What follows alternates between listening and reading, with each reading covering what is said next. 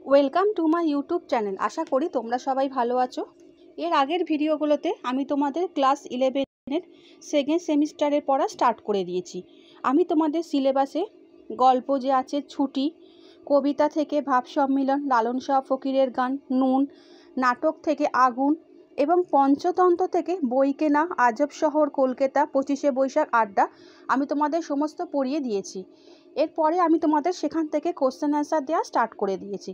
যারা দেখোনি তারা আমার চ্যানেলে গিয়ে সেই ভিডিওগুলো দেখে নিতে পারো।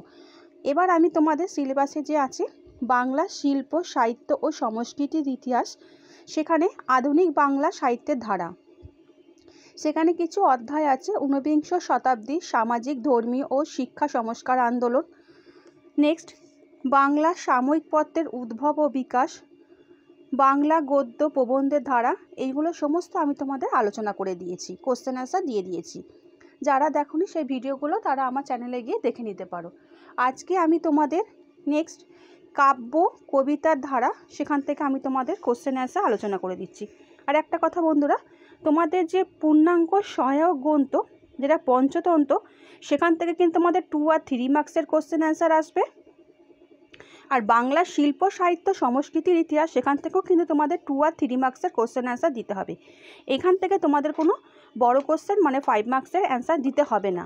এই জন্য আমি তোমাদের 2 আর 3 মার্কসের কোশ্চেন অ্যান্সারই আলোচনা করে দিচ্ছি।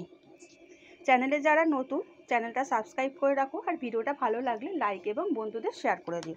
তাহলে বন্ধুরা, আমার প্রথম কোশ্চেন, টপ্পা গানের শ্রেষ্ঠ শিল্পী কে? টপ্পা গানের অন্য দুজন জনপ্রিয় শিল্পীর নাম লেখো। টপ্পা গানের শ্রেষ্ঠ শিল্পী হলেন রামনিধি গুপ্ত বা নিধুবাবু। টপ্পা গানের অন্য দুজন বিখ্যাত শিল্পী হলেন শ্রীধর কতক এবং কালী মির্জা। নেক্সট কোশ্চেন, রবীন্দ্রনাথের বলাকা কাব্যগ্রন্থ কত সালে প্রকাশিত হয়? এটি কী জন্য বিখ্যাত? রবীন্দ্রনাথের বলাকা কাব্যগ্রন্থটি 1916 খ্রিস্টাব্দে প্রকাশিত হয়। বলাকা কাব্যগ্রন্থটি 2 কারণে বিখ্যাত। একটি, কবির যুদ্ধবিরোধী মনোভাব, অন্যটি গতিবাদের প্রকাশ। ঢপ কীর্তনের জন্ম হয়েছে কিভাবে? এই ধারার গানের প্রবর্তক কে? পাঁচালী এবং কীর্তন গানের সংমিশ্রণে ঢপ কীর্তনের জন্ম। ঢপ কীর্তনের প্রবর্তক ছিলেন মধুসূদন কিন্নর বা মধুকান। নেক্সট কোশ্চেন, সত্যেন্দ্রনাথ দত্তের 2টি কাব্যগ্রন্থের নাম উল্লেখ করে এবং তার কবিচেতনার মূল বৈশিষ্ট্য কী? সত্যেন্দ্রনাথ দত্তের 2টি উল্লেখযোগ্য কাব্যগ্রন্থ হল হোমশিখা এবং কুহুকেকা।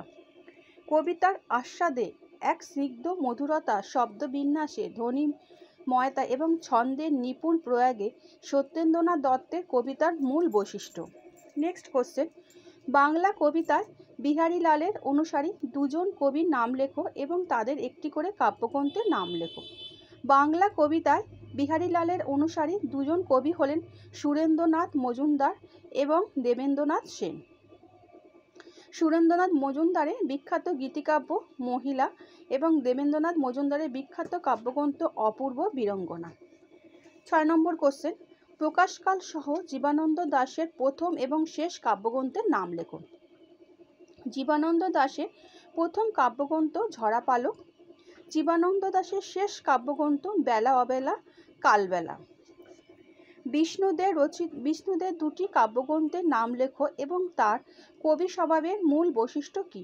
বিষ্ণুদের 2টি উল্লেখযোগ্য কাব্যগ্রন্থ চোরাবালি এবং পূর্বলেখ। দেশের জনসমাজ, দেশজ সংস্কৃতি এবং প্রকৃতির সমন্বয়ের ভাবনা বিষ্ণুদেব উচ্চারণ করেছেন তার কবিতায়।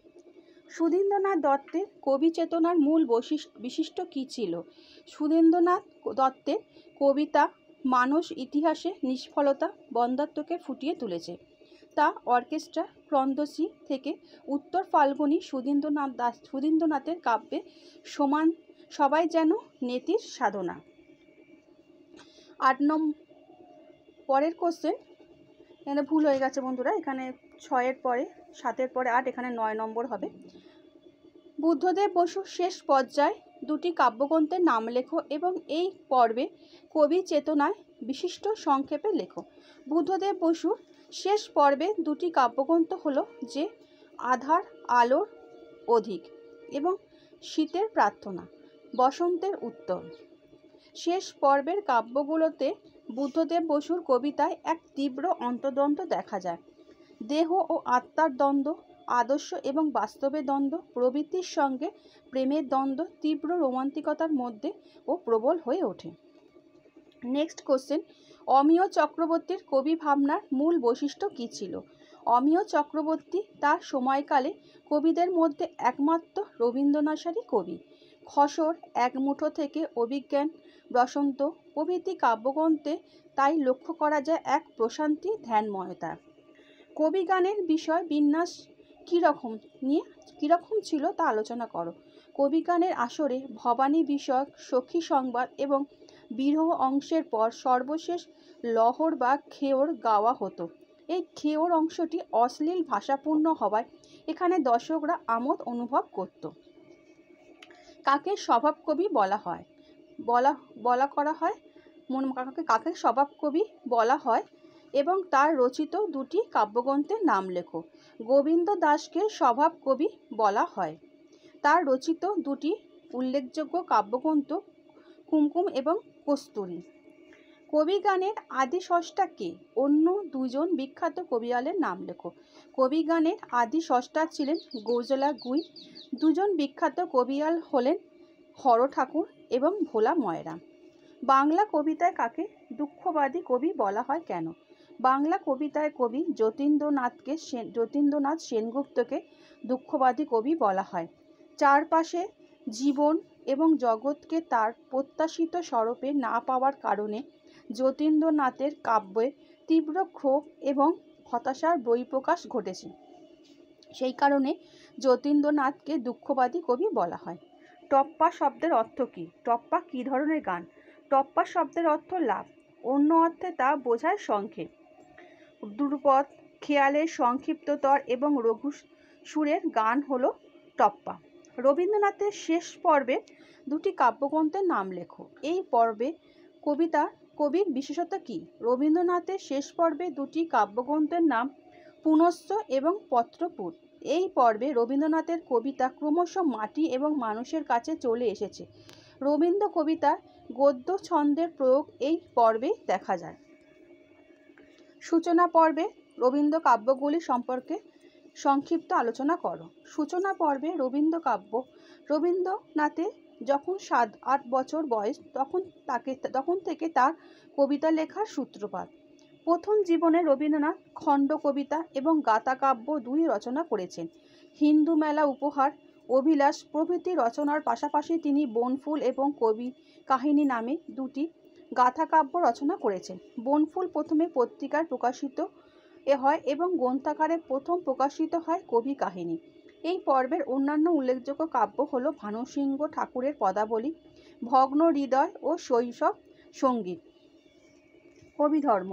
সূচনা পর্বের আখ্যান কাব্যগুলি ব্যর্থ প্রেমের আখ্যান, যে প্রেমের নায়ক একজন কবি। এই পর্বে গীতিকবিতাগুলি রোমান্টিক, গীতিধর্মী এবং উচ্ছ্বাসপূর্ণ। এইসব রচনায় বিহারীলাল চক্রবর্তী, অক্ষয়চন্দ্র চৌধুরী প্রমুখের প্রভাব লক্ষ্য করা যায়। পরিণত জীবনে রবীন্দ্রনাথ এগুলিকে বলেছেন কপি বুকের কবিতা। নেক্সট কোশ্চেন, আখ্যান কাব্যের সাধারণ পরিচয় দিলে 19 শতকে আখ্যান কাব্যগুলি উল্লেখ করো। 19 শতকের আখ্যান কাব্যগুলি বিশেষতা। বাংলা সাহিত্যের মধ্যযুগে যেসব আখ্যান কাব্যের পরিচয় আমরা পাই তা ছিল দেবদেবীর মাহাত্ম্য জ্ঞাপক অথবা দৈব নিরপেক্ষ নরনারী প্রেমের উপাখ্যান। কিন্তু 19 শতকের দ্বিতীয়ার্ধে পাশ্চাত্য আদর্শে যেসব আখ্যান কাব্য রচিত হয়েছিল সেগুলি ছিল ইতিহাস আশ্রিত এবং স্বদেশপ্রেম ও জাতীয়তাবোধে পরিপূর্ণ। এই আখ্যান কাব্যগুলির উৎস কিংবদন্তি বা ইতিহাস হলো। এগুলিতে কবি কল্পনা স্থান পাওয়ার কখনো কখনো তা সমসাময়িক হয়ে উঠেছে। 19 শতকের উল্লেখযোগ্য আখ্যান কাব্যসমূহ। 19 শতকের উল্লেখযোগ্য আখ্যান কাব্যগুলি হল মধুসূদন দত্তের তিলোত্তমা সম্ভব কাব্য, রঙ্গলাল বন্দ্যোপাধ্যায় পদ্মিনী উপাখ্যান, কর্মদেবী, শুল সুন্দরী, কাঞ্চী কাবেরী, হেমচন্দ্র বন্দ্যোপাধ্যায় বীরবাহু কাব্য, চিন্তা তরঙ্গিনী ও আকাশ কানন এবং নবীনচন্দ্র সেনের পলাশীর যুদ্ধ, কিউপ্লেটা ও রঙ্গমতি। বাংলা কবিতার ধারার কবিগানের ভূমিকা বিষয়ে আলোচনা করো। অষ্টাদশ ঊনবিংশ শতাব্দীতে কলকাতা শহরে যে নব্য ধনী সম্প্রদায় সৃষ্টি হয়েছিল তাদের বিকৃত রুচির খোরাক ও বিনোদনের অংশ হিসেবে কবিগানের জন্ম। কবিগানের তাৎক্ষণিক উত্তেজনার মধ্যে আমোদ খোঁজা হয়। কবিগান আসলে গানের লড়াই। লড়াই হয় দুই দলের মধ্যে। দুই দলে থাকে একজন প্রধান গায়েন বা গায়ক। চাপান উত্তর মাধ্যমে গান পরিবেশন করা হয়। ঢোল, করতাল, কাশি ইত্যাদির সাহায্যে সঙ্গত করা হয়। কবিগানের শেষ পর্যায়ে থাকে খেয়র। এই অংশে পরস্পরের উদ্দেশ্যে তীব্র গালিগালাজের কারণে শ্রোতারা তীব্র আমোদ অনুভব করে। আদি কবিয়াল গোজালাগুই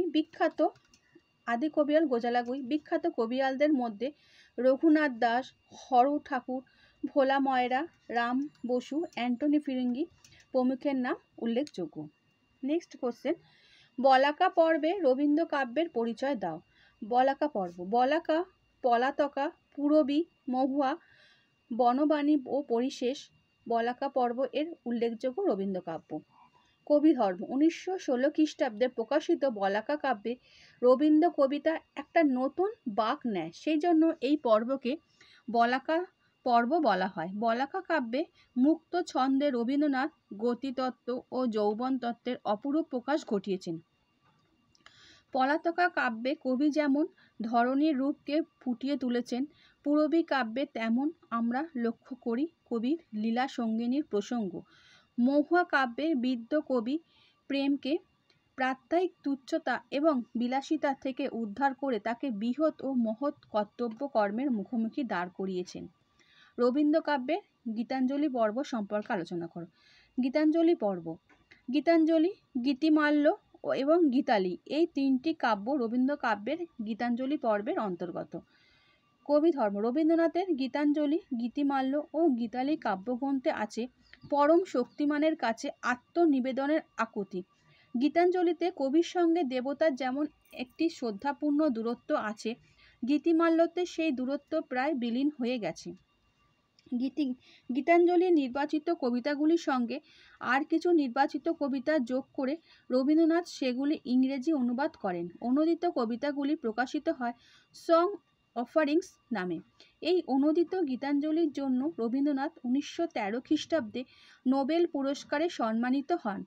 আধ্যাত্ম রসের কবিতা তথা গান হল এই পর্বের রচনা। পার্থিব আসক্তির উত্তাপ ও সঞ্চালিত হয়েছে।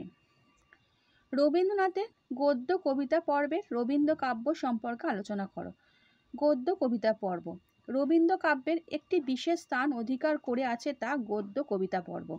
1932 খ্রিস্টাব্দে প্রকাশিত পুনশ্চ কাব্যটি তার প্রথম গদ্য কাব্য। পুনশ্চ ছাড়া তিনি আরও 3টি গদ্যকাব্য লেখেন, সেগুলি হল শেষ সপ্তক, পট্টপুট এবং শ্যামলী।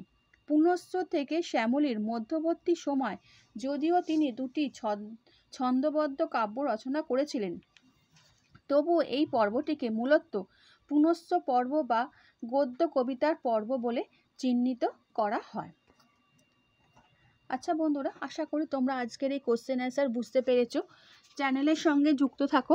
আমি নেক্সট ভিডিওতে আমি তোমাদের বাংলা নাটক ও যাত্রার ধারা থেকে কোশ্চেন অ্যান্সার আলোচনা করে দেবো।